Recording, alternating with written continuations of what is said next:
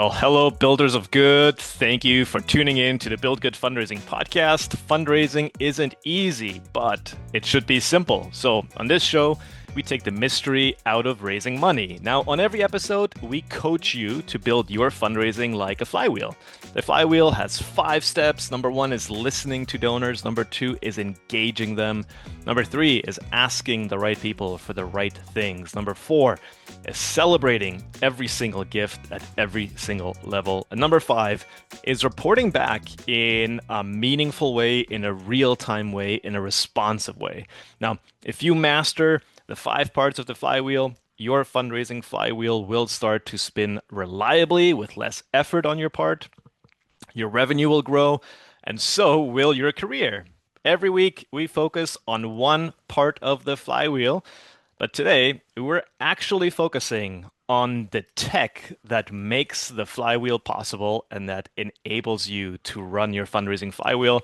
We're joined today by Scott Billows. He's the CEO of Belmar Consulting, and he spends his days helping nonprofits figure out these kinds of questions. What's the best CRM? How can I make the CRM work best for me? How can I make the tech stack work best for me so I can be more efficient, more effective with my fundraising and spend more time doing the human stuff, which is connecting with donors. Scott, thanks for coming on the show. Thanks, Mike. Great to be here. We are often in situations where we are working with nonprofits and there's all sorts of great ideas, right? We're talking about customized like donor journeys. We're talking about custom cadences for different donors.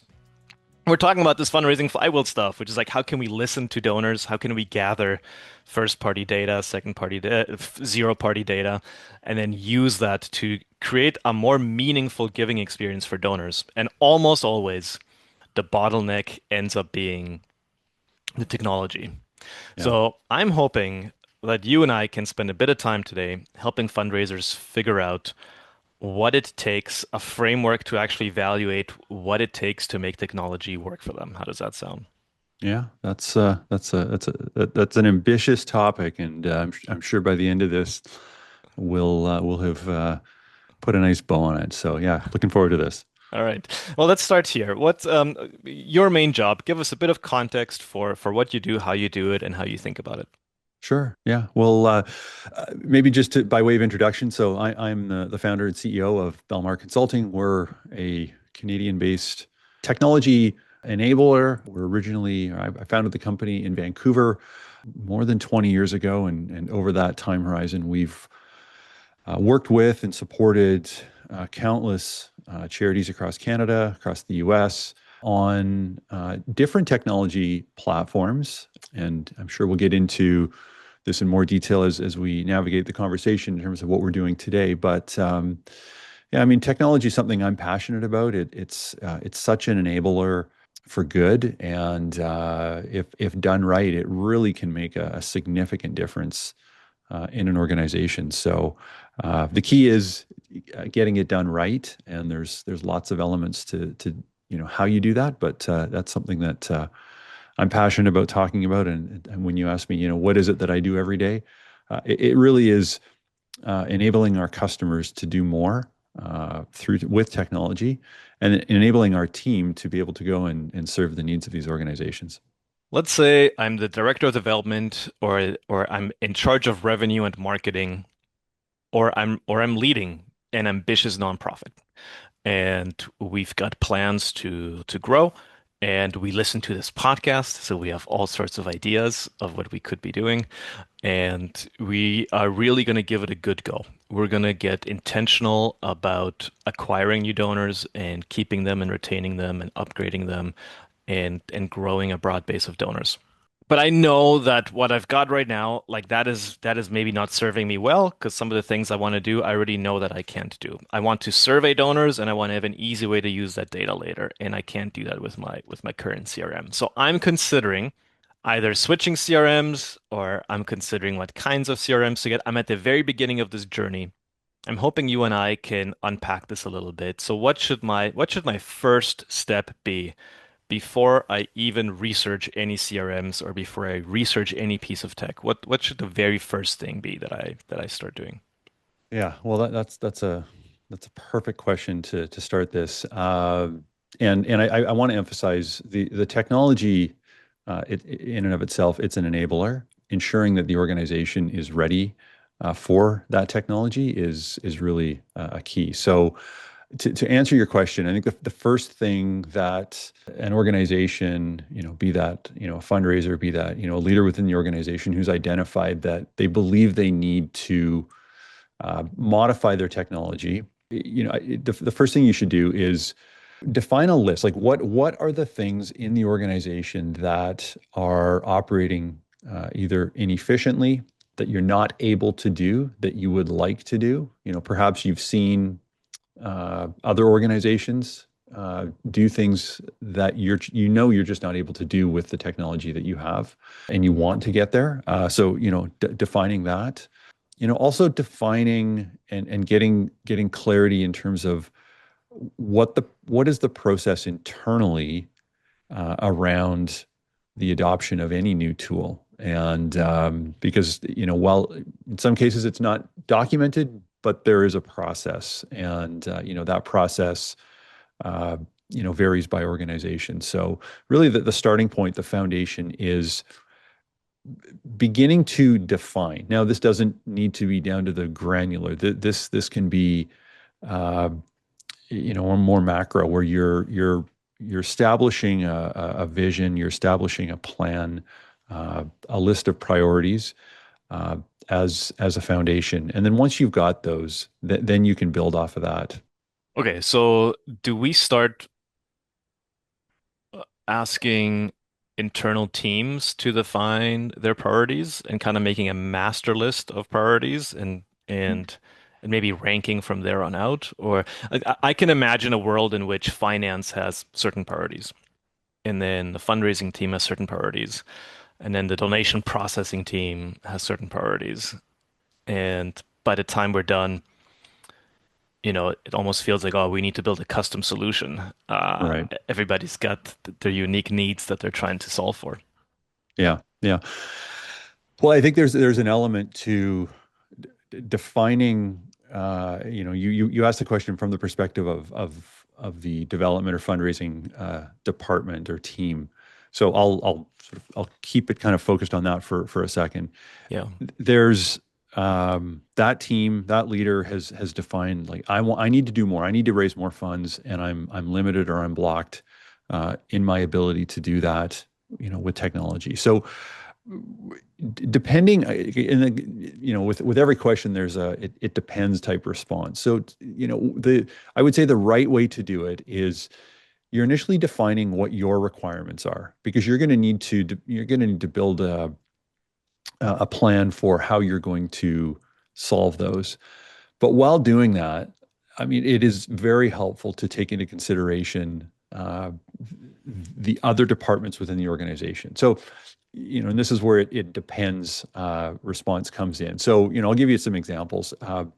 Organizations that are raising funds, but then they are also, they've got a programs team that is delivering programs in the community. Integration between those is often, like, highly valuable. Mm. Where other examples, I'll think of other customers that we work with. They may not need that level of integration. And what I mean by integration is when we raise funds and we provide services in the community, oftentimes that loops back, and that becomes kind of a circle of fundraisers want to know what's going on in a program. Programs want to know what's happening from a fundraising point of view. Maybe a little less on the latter example, more on the former. So, depending on your situation, a broader approach to this may be necessary. But if you're in a position where you're maybe not able to really think broad, or there's not buy-in to go broad, if you're going to start with narrow, then you need to be thinking about what technology platform would enable you in the future to widen the scope of that, to open the aperture, and to bring in more departments, more, I'll say organizations, for lack of a better word, but bringing in the whole organization. And one of the challenges that we see, and this is more so when we're working with an organization, when we're working with a customer to bring them, from where they are to where they want to get to, we get a chance to look at all the skeletons in the closet. They're often very siloed.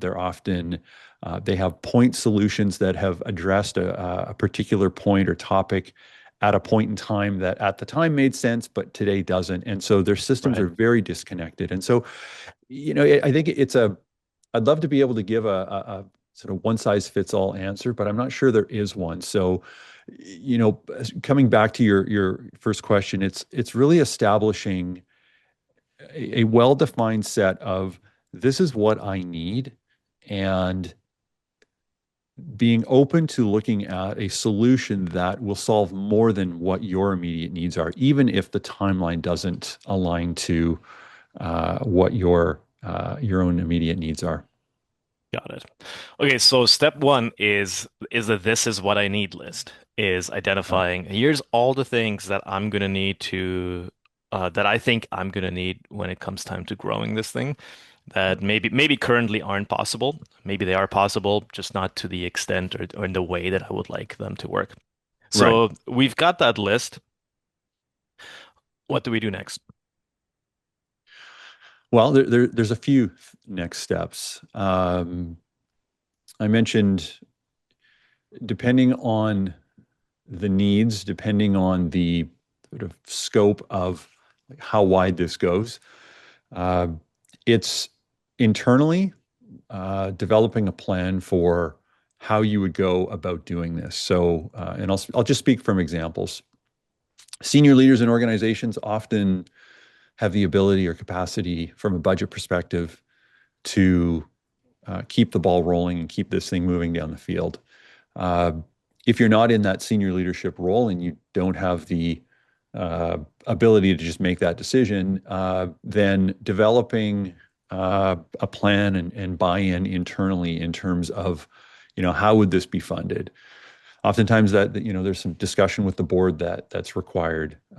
So it's getting your ducks in a row internally.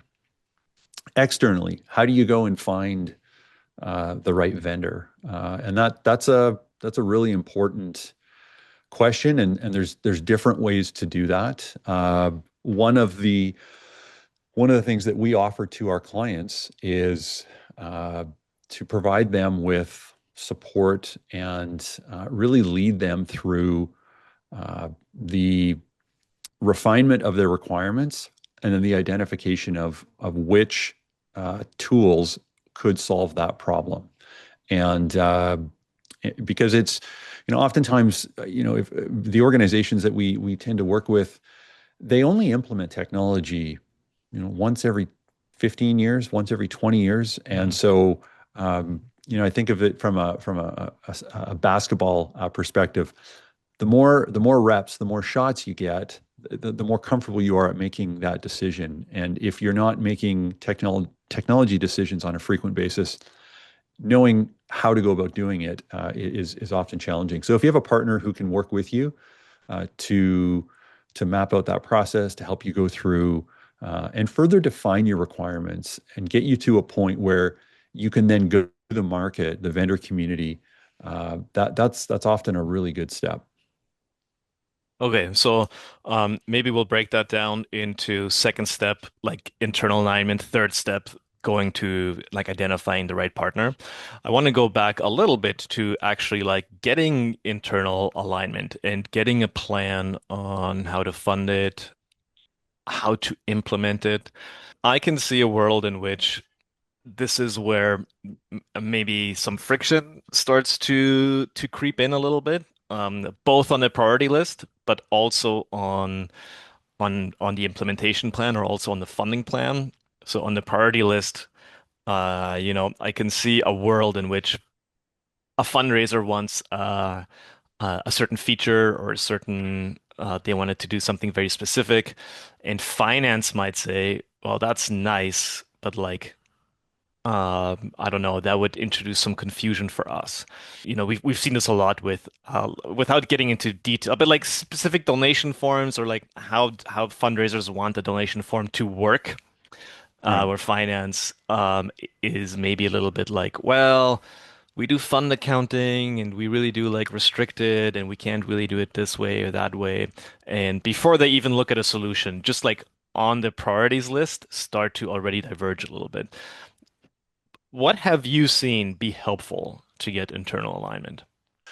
Well, and I mean, what you've highlighted is happens all the time, and so if you who are listening to this are finding yourself in that situation today, or you anticipate that happening, coming back to the sort of the width of the apertures, if if you have a very specific need that it's been, call it mandated, you need to go out and solve this. Mike, you need to go out and, double the funds that we raise over the next 3 years.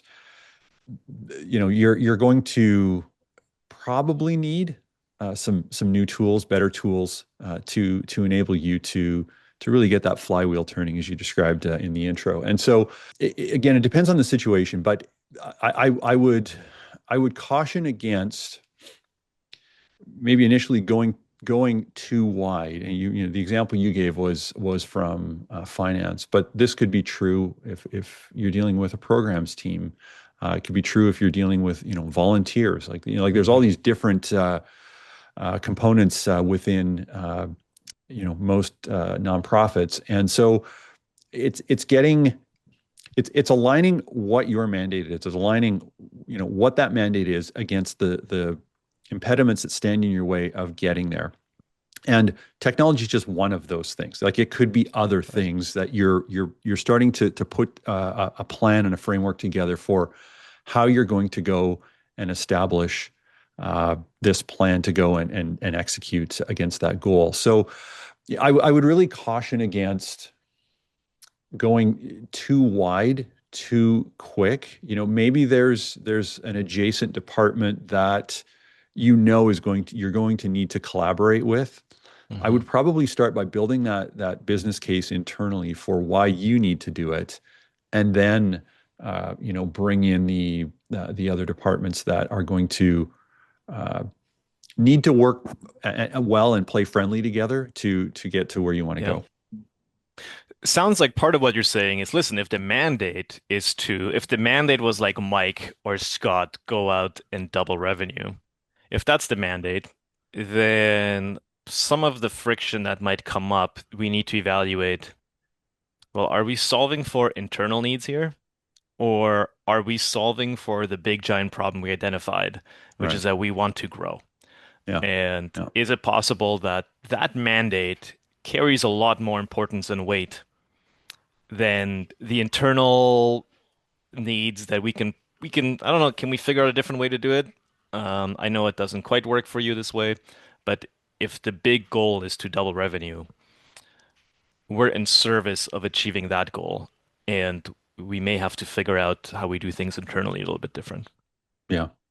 Yeah, for sure. And it's interesting you bring that up. I mean, we've seen this time and time again where we get actually into the implementation phase of a project. So, the organization has made a decision. We're going with this technology, and now we're sort of beyond that, and we're rolling it out. We're getting it configured and set up in the organization. And there are friction points that appear through a project that need to be solved. And in some cases, it's compromise on both sides. In some cases, it's following best practice. So establishing, I like how you phrase it. We're in service of, in this case, doubling revenue, but we're also in service of providing a great service to our clients, to our customers, to those that are benefiting from the funds that are raised. And so,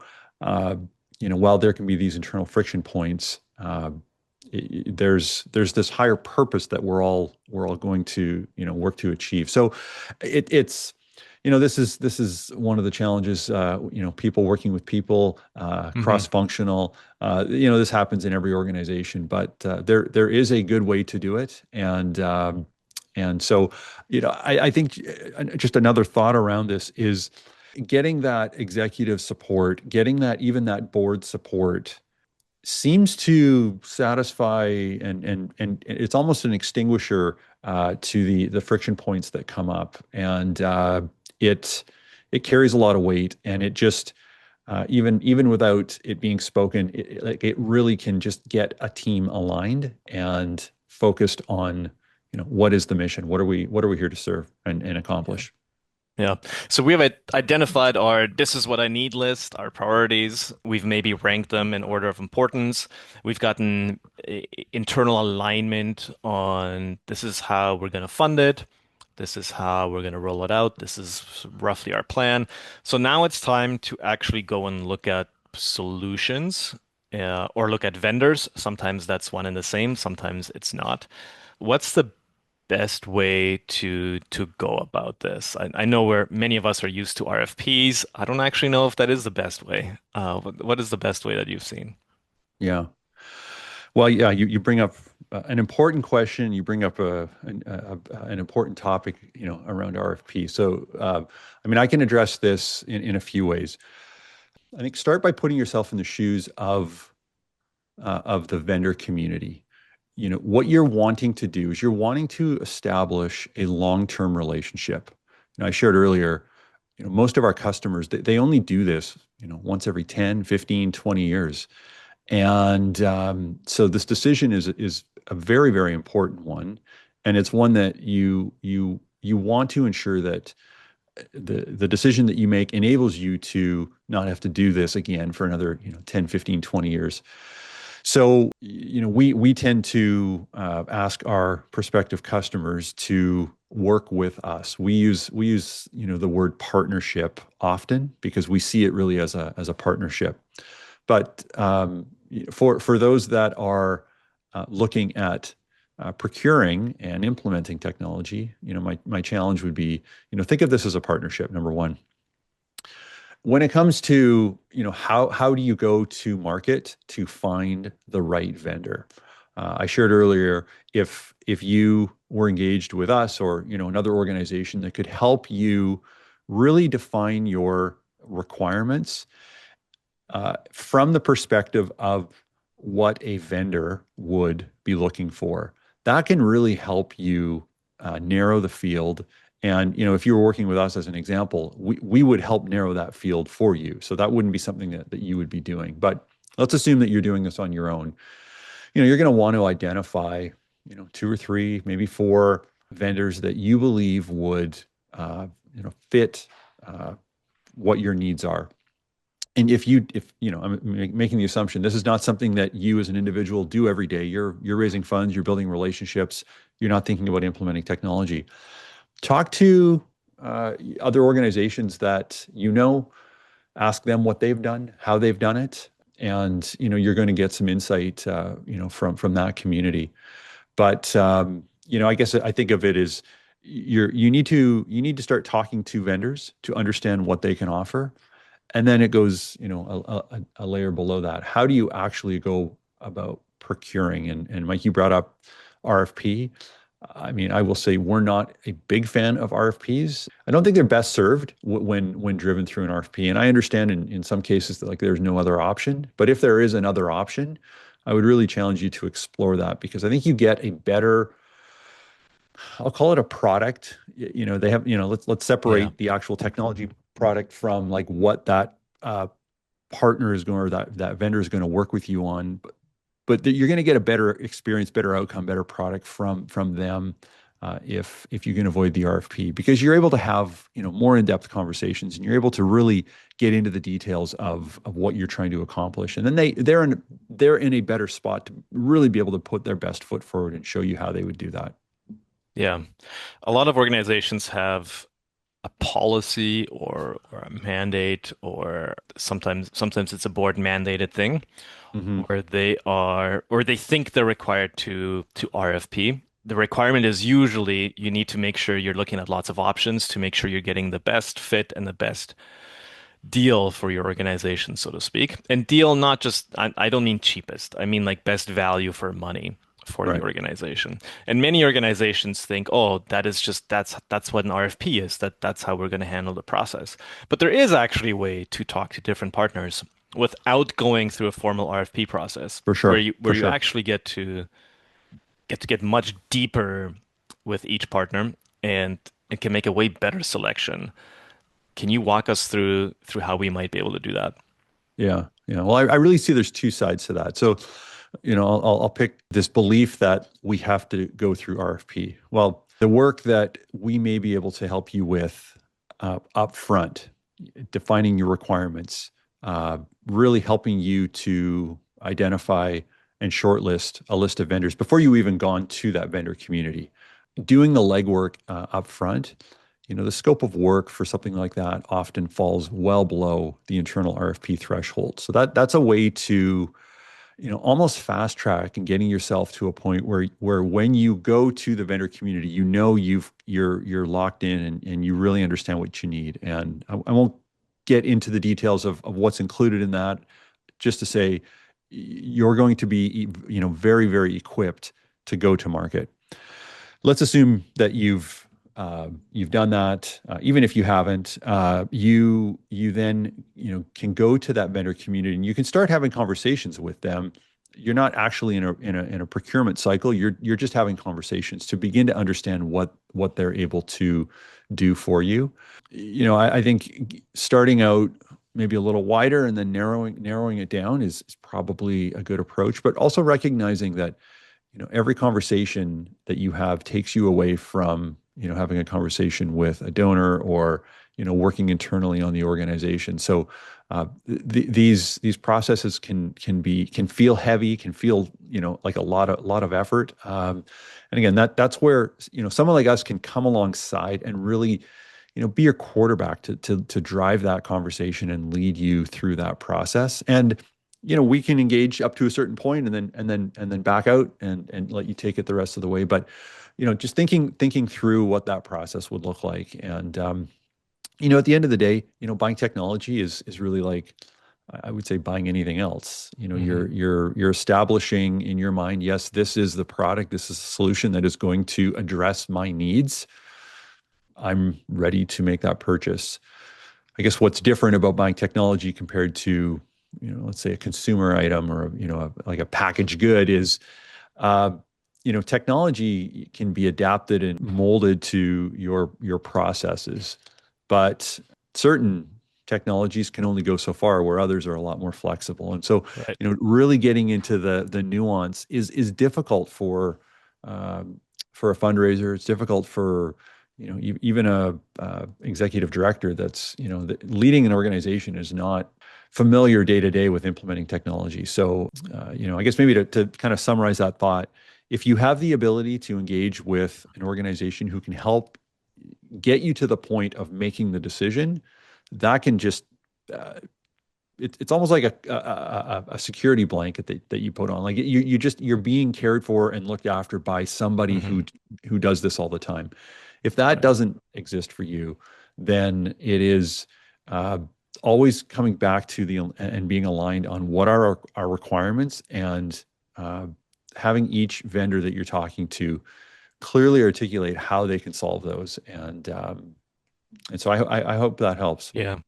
I just want to clarify something here. You're saying, hey, maybe before you even go to an RFP, you can work with somebody to help you identify the priorities, to guide you Right. through a process to actually do the scoping, to maybe already like do a little bit of the heavy lifting for you in terms of narrowing down what kind of tech you could be looking at versus the kind of tech that doesn't make sense for your organization, depending on your unique needs. So that's almost like, are we talking about a bit of an audit and a roadmap, like that kind of an Yeah, engagement you, with you an can think of yeah. it. You can think of it like a roadmap. Let's think of it in terms of what would the finished product be? The finished product is a set of documents that would enable you to go to market and make a really good decision. So Got it. we're helping you uh, refine those requirements internally. We're in some cases helping you prioritize what those requirements are. If there is integration with other departments, Yeah. it's getting each of those departments to come to the table and to really get something well thought out, and then from there, go to the vendor community. The best analogy that I can use is, and we use this all the time, is that of building a house. While I own a hammer and I can go to Home Depot and buy a bunch of nails, and I actually have a shovel too. Like I would be the worst person on the planet to build a house for myself. So, Hmm. I'm going to work with a builder who understands all the nuance. And I think with implementing technology, the old phrase, like, what you don't know, it can really come back to hurt you. And so we, in this example, it's, go out and hire that builder, somebody who really understands how to do this, how to bring all the parties together and deliver a great outcome for the organization. Yeah. So let's stick with the house building analogy for a while. So you say hire a builder to build a house, Mhm. and back to the pre-RFP process. So this would be like before we hire a builder, there are actually services that will help you like dream up your dream house and help you with the blueprints and the drawings. And at that point, you can go and find the right builder for the vision.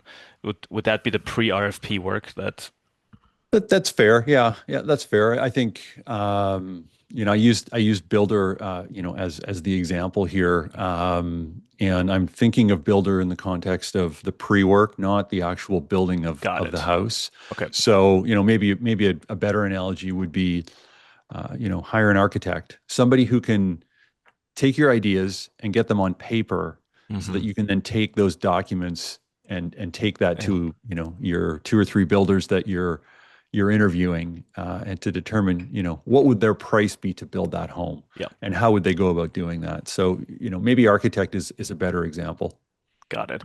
Okay, so we've done that, and we've talked to a couple of partners, and maybe we ended up making the decision to work with somebody who's the right fit for us. Um, we begin working together. You said even in the implementation phase, there's things that come up. Walk us through what is our best foot forward, the best posture for us to have, the best attitude for us to have, but also like what are some of the pitfalls we can already avoid in the implementation phase? Right. How do we make sure that we're putting our best foot forward during the implementation phase? Yeah. Yeah. Well, that's a great question. I would describe it this way.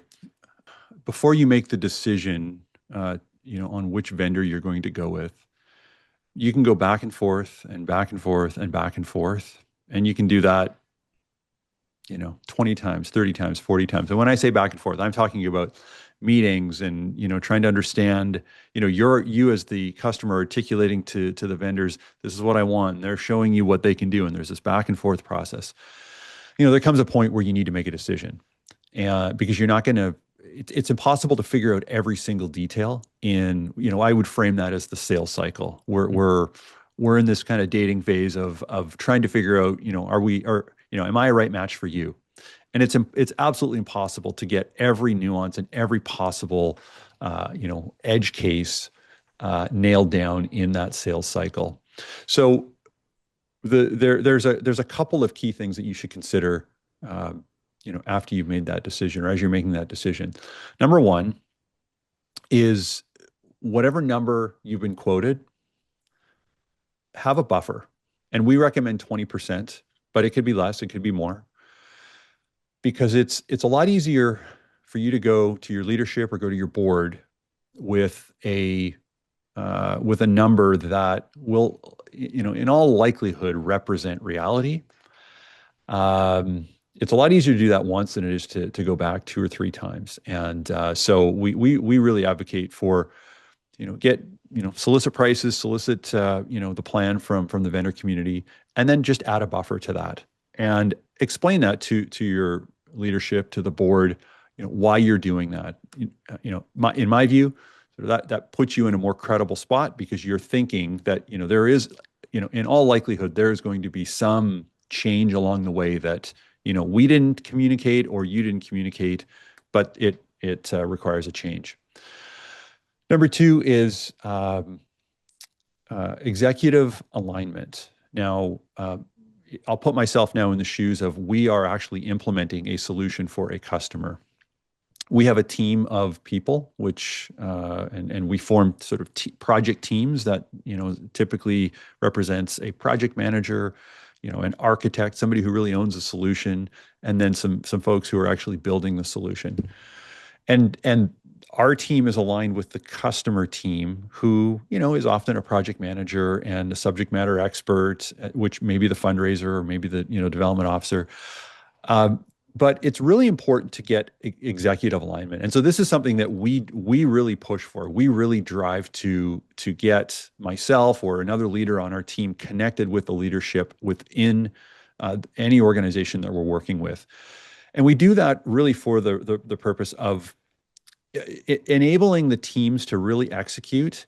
And as problems arise, they have a way to bring leadership into the conversation, and there's a kind of a calming effect often that happens, because leadership is, if I'm talking to you, Mike, as the leader of an organization, you're Hmm. the executive director, I'm telling you this, at the start, we are going to uncover things through this project that you didn't anticipate and we didn't anticipate it. And Right. so we can't control for that. But what we can control for is how are we going to work together to work through and navigate through those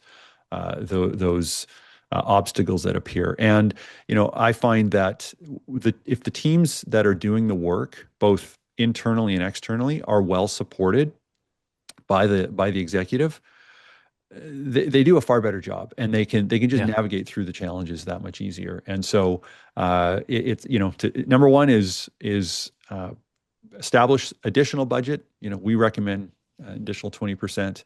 And number two is executive alignment and leadership alignment throughout the project. Okay. So we've done that. Implementation has gone. Um, Listen, let's say implementation was on time and on budget, and everyone is happy. And we're starting to implement this tech. Maybe it's a new CRM. How do we continually sort of evaluate this? Do we just like every year, every few years go like, is this still meeting our needs? Yes, no. Um, what's the way to actually get the most out of this? I'm going to give you a that depends response. Hmm. So I'll explain it this way. Depending on the technology solution that you have implemented, each solution may have different capabilities to continue to adapt to your organization. So, in our case, uh, and this hasn't come up in the conversation as of yet, but I'll introduce it now. We work with Salesforce.com, and Salesforce is a platform technology versus just a point solution, Hmm. a product that does one thing. So if a product does one thing, understand that your organization will continue to evolve and change and adapt to conditions in the market. Your technology, you need to think of your technology as having to do the same thing. And so when we implement your solution for the first time, when you go live, in the first 6 months, you're going to learn so many things about that technology that you didn't understand, even if it Right. was communicated to you well through the implementation. Just with reps and using it, and starting to think about, oh, if I can do this, I can then maybe I can also do that. Your technology can evolve with you. And so the point I'm making is you need to think about your technology as an asset in the organization, and it's something that you need to continue to develop and care for and evolve as Hmm. your organization changes. And that may be like real clear direction changes in the organization, or it may be just an opening of the aperture, as I shared earlier, and bringing more people in the organization into the fold in terms of using this tool. So and I would say, Mike, that's one of the areas I think that customers get tripped up. They think of there's a very clear start and a very clear finish to implementing a solution, and they often Hmm. don't think about what comes after the finish. And we really advocate for just an ongoing uh, uh, not so much implementation, but just an ongoing care and maintenance for this system. Because Right. this is, if done well, this now becomes the lifeblood of the organization in terms of your data, in terms of your clients, in terms of your donors, and so ensuring that it is continuing to evolve and improve. We see as a really key way to think about making a technology investment. Yeah, it's almost this like it's this living thing, right? You call it an asset. It's this living thing that needs care. It needs input. It needs nurture. You need to trim the hedges or whatever it is. Right. All right. Well, Scott, this has been super helpful. Just to summarize, if we're an ambitious nonprofit leader, we want to grow and we think we need a new CRM or some new technology solution to help us out. We mostly focused on the CRM as the example here, and that's what you and your team Mhm. specialize in, day out, is implementing Salesforce for nonprofits specifically. It's number one, just like getting a this is what I need list, a list of priorities that you think, a list of things the CRM needs to be able to do to support you in your ambitious goal. Number two is getting internal alignment around it, including a plan for how to fund it and a plan for how to roll it out. And in this funding plan, we're going to add a buffer and we're just going to bake that into the cost of the project. You recommend 20%, can be more, can be less, but that's a starting point. Number three is actually then scanning the external environment and going to market and seeing who would be somebody who can help us implement the solution. And you could do an RFP. You could also do some pre-RFP work Mhm. and work with a partner on scoping and auditing and creating a roadmap, creating a blueprint for what you want. Then you could go to RFP, or you could have deep conversations and exploratory processes with a few vendors that you think are a good fit for you. Number four is actually choosing a vendor and going into implementation phase. And there's two things here that will make this successful. Number two is if you actually set that 20% buffer, which gives you wiggle room.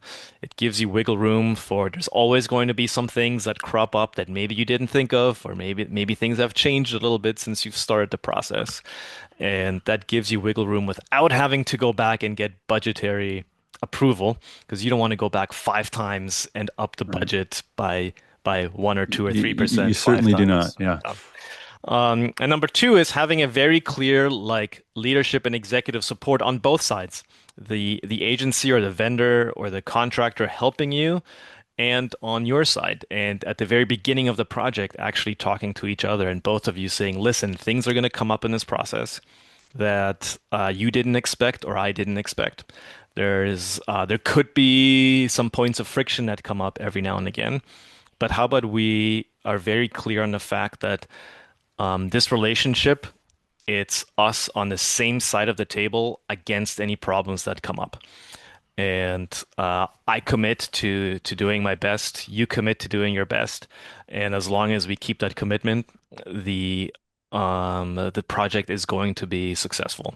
Mhm. And then lastly, post-implementation phase is like the ongoing care and nurture of this thing and actually investing in upkeep. This is an asset. It can become an appreciating asset if you upkeep it and if you use it to its full potential, or it can become a depreciating asset that Right. accrues a bunch of debt, like technical debt, maybe even like cultural debt, like if people don't like working with this thing, if there's a bunch of bugs that you never get to. If you don't, maybe along the way, every now and again, change the architecture to actually reflect the work that you're doing, you might even end up racking up some cultural debt of like people who just don't want to work with this piece of technology, and it has negative effects downstream. Scott, if people want to find you, if they want to connect with you, where's the best place to do that? Well, a couple of options. You can visit our website, belmarcloud.com. You can find me on LinkedIn, so Scott Billows, and just feed that into LinkedIn, and my name will pop up. And those are probably the best two options. Yeah, well, I appreciate you making the time today, Scott. Thank you very much. Absolutely, Mike. It's been a pleasure, and if anybody is interested in a conversation, there's no cost to do it. We are happy to point you in the right direction. So, thanks for giving me the opportunity to have this conversation today. Yeah, well, and I thank you for having me on your podcast, and we've gotten to know each other a little bit better, and I very much admire the work that you and your team are doing. Now, if you're listening to this podcast and you want to be part of the next Build Good Summit where we talk about these things, we talk about the intersection of marketing and fundraising and technology, you can go to buildgoodsummit.com. We have just announced a slew of speakers, and tickets are going fast. We're over a third of the way sold out. It's happening May 13th and 14th, 2026 in downtown Toronto. We'd love to have you be part of it. As always, thank you for hanging out with us around the fundraising campfire. If you're listening to this, you're my kind of people. I'm your kind of people. Thank you for the work you do. I'm your host, Mike Dirksen, cheering you on as you do good in the world.